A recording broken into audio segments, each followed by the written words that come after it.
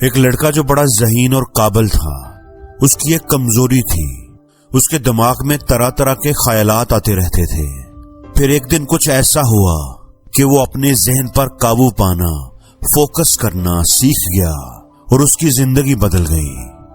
سورج کی روشنی چاہے کتنی ہی طاقتور کیوں نہ ہو، لیکن وہ بھی اس وقت تک نہیں جلا سکتی جب تک کہ اس کا فوکس ایک پوائنٹ پر نہ کیا جائے۔ بروس لی نے کہا تھا کہ ایک چوٹی کا فائٹر ایک عام آدمی ہی ہوتا ہے، لیکن اس کا فوکس لیزر کی طرح ہوتا ہے۔ کسی گاؤں میں ایک نوجوان لڑکا رہتا تھا جس کا نام وحید تھا۔ ویسے تو وحید بڑا باصلاحیت اور ذہین لڑکا تھا، لیکن اسے اپنے دماغ پر کنٹرول نہیں تھا۔ وہ پڑھنے کے لیے کتاب لے کر بیٹھتا تو اس کا دھیان ادھر ادھر بھٹک جاتا، وہ اپنی توجہ کھو دیتا تھا۔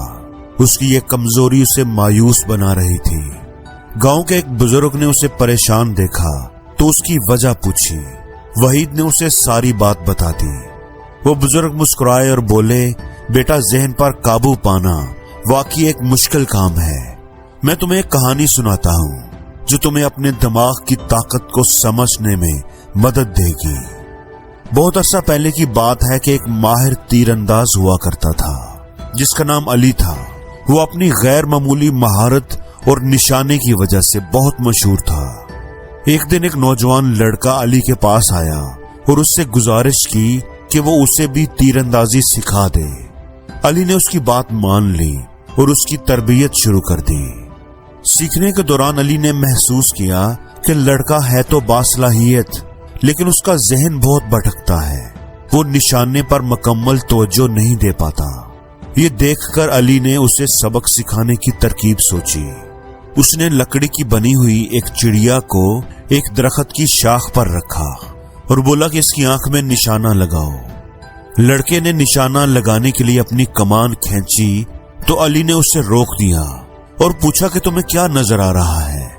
لڑکے نے جواب دیا، جناب، سامنے درخت ہے، اس پر چڑیا بیٹھی ہوئی ہے، اوپر نیلا آسمان ہے، ہری بھری گھاس اگی ہوئی ہے، مویشی چر رہے ہیں، مجھے تو سب کچھ بڑا صاف نظر آ رہا ہے۔ یہ سن کر علی نے کہا، اس طرح تو تم کبھی بھی صحیح جگہ پر نشانہ نہیں لگا پاؤ گے، تمہارا ذہن تو بکھرا ہوا ہے، تمہارا صحیح نشانہ صرف اسی وقت لگے گا جب تمہیں صرف اور صرف چڑیا کی آنکھ ہی نظر آئے گی، تمہاری توجہ سب چیزوں سے ہٹ جائے گی اور تمہارا دھیان صرف اور صرف چڑیا کی آنکھ پر ہوگا۔ لڑکے نے دوبارہ کوشش کی، لیکن وہ ایسا نہیں کر پایا، بار بار اس کا ذہن بھٹک رہا تھا۔ وہ مایوسی سے بولا، میں نہیں کر پاؤں گا۔